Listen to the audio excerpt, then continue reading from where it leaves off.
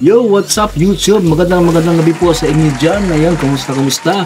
Yung mga kababayan natin sa ibang bansa, mga FW, kumusta po? Ayun, video na to hatid natin kay Ders TV guys.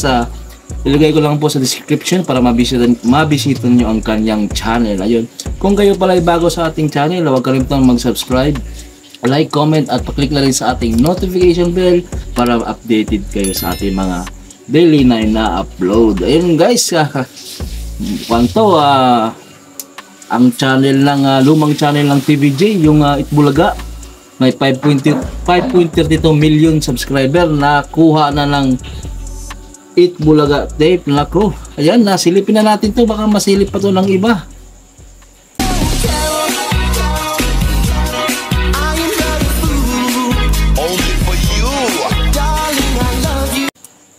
Magandang araw po, kamusta na po kayo? Andito na naman ako, ang inyong lingkod na legit Dowercads na tagahatid na mga legit na kaganapan tungkol sa TVJ.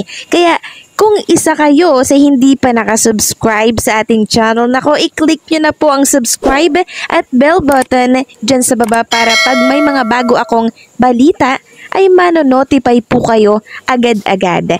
At bago nga po natin simulan ng balita, ay nais ko munang magpasalamat sa inyong lahat sa walang sawa po ninyong pagsuporta at pakikinig sa aking mga daily update. So eto na, at simulan na po natin ang balitaan na tunahin nating pag-usapan ng tungkol po sa naging pahayag ng abogado po ng Tape Bulaga kaugnay ng registration nila ng another 10 years sa trademark na Itbulaga. So itong Itbulaga producer, no, or itong tape po, in-announce nila na ang job security daw ng program crew, it's primary concern daw itong mga employee daw po ng Tape Bulaga for renewing the show trademark certificate of registration.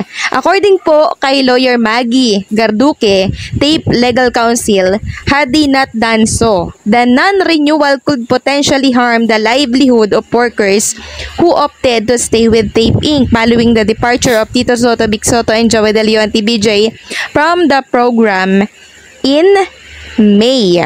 Sabi pa po dito, it was done not only to continuously provide help and bring fun to audiences, but the certificate of registration of EB was also worth renewing for the more than 160 employees.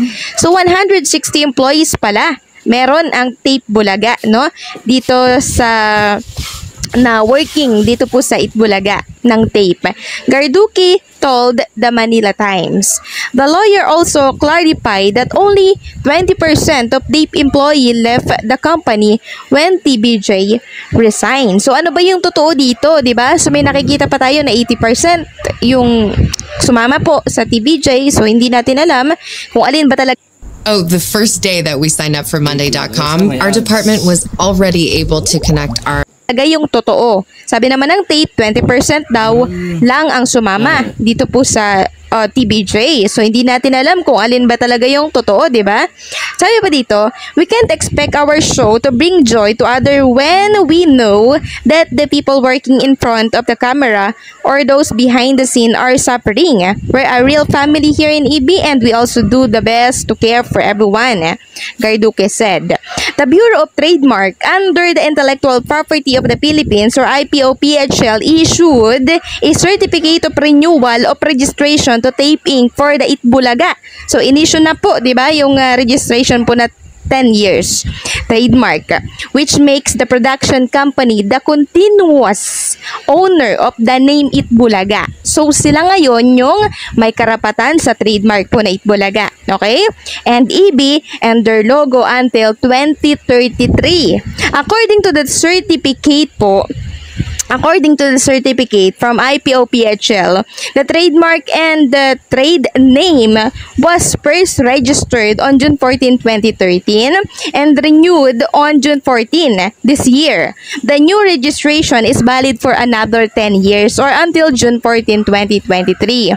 Furthermore, Tape Inc. was granted ownership for classes 16, 18, 21, and 25 for goods or merchandise item with the EB trademark. According to IPO-PHL's website, a trademark is a word, a group of word, a sign, a symbol, a logo, or a combination thereof that identifies and differentiates the source of the goods or services of one entity from those of others. Registration of the trademark protect a brand identity in the marketplace, providing the owner with exclusive right to prevent other from using or exploiting the mark in any way. So, hindi na po natin babasahin pa lahat, kasi masyado na pong mahaba. So, hindi lang daw kapakanan po ng show ang layunin nila, bagkus yung employee din po nila. So, bakit natin ito na pag-usapan? Kaya muna guys, nakuha talaga nila yung channel na yun, no? Ginawan talaga ng paraan para makuha ang channel na yun. Sayang. Kasi napasok po doon yung tungkol sa trademark registration. May connection po ito sa ating tatalakayin maya-maya tungkol sa pagkakabawi po ng Itbulaga tape ng YouTube channel po ng TVJ. Tama po ang naririnig po ninyo. Nabawi na po ng tape ang Itbulaga YouTube channel na may 5.32 million na subscriber. Ito ay matapos nating mabalitaan sa isang panatikong page ng Tape Bulaga. Kung inyong matatandaan po, ang editor po ng TVJ ay sumama po sa TVJ sa pag-alis sa tape. Pinadadalhan pa nga po ng sulat ng abogado ng tape, ang editor ng TVJ, na ibigay na daw ang Itbulaga YouTube channel sa Tape Bulaga. Ang sabi po ni Tito Zen, bakit pinipilit or tinatakot ninyo yung editor daw nila? Sila yung gumawa nun. Pero, ang nakapagtataka, ngayon, bakit biglang nabawi or bakit napasakamay bigla ng Tape Bulaga ang Itbulaga na YouTube channel na merong 5.33 million na subscribers? Nang ganon na lang. Ang pag-ayaw po nitong si Tito Zen noon ay hanggang dun na lang, 'di ba? Ayaw niyo po itong ibigay sa Tape Bulaga dahil hindi nga naman nila ito pagmamayari. Isa lang po ang nakikita kong rason kung bakit nabawi po ito ng Tape Bulaga.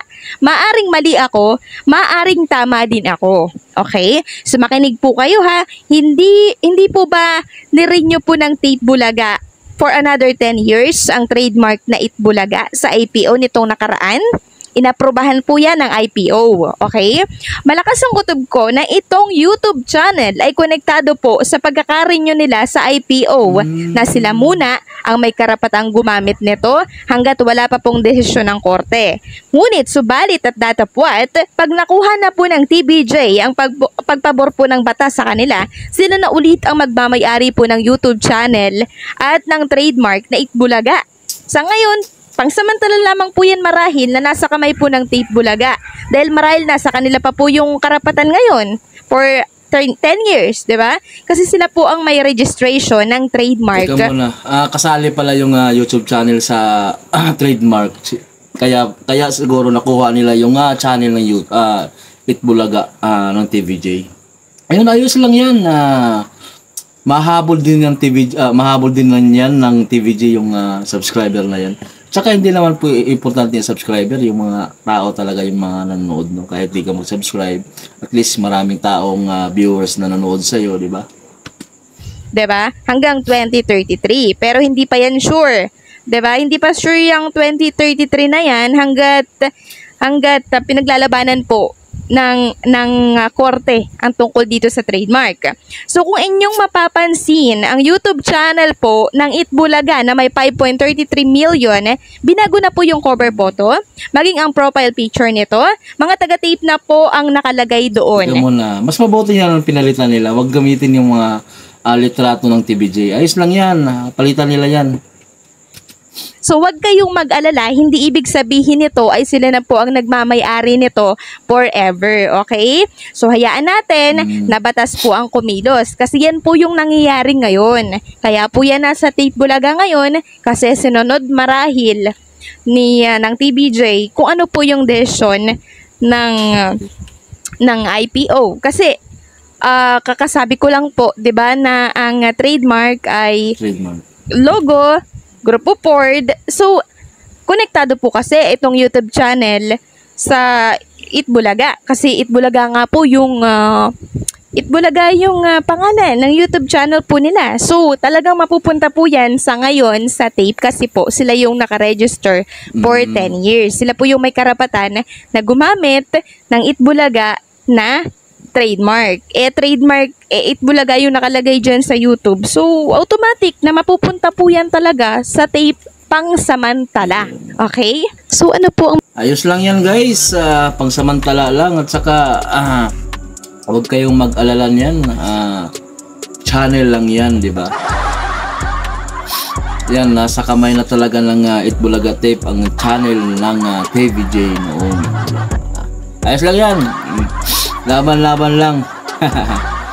Ayan guys, kung kayo pala bago sa ating channel, huwag kalimutan subscribe, like, comment at pa-click na rin sa ating notification bell para ma-update kayo sa ating mga daily upload. Guys, ang video na to ay courtesy po tayo kay Durs TV.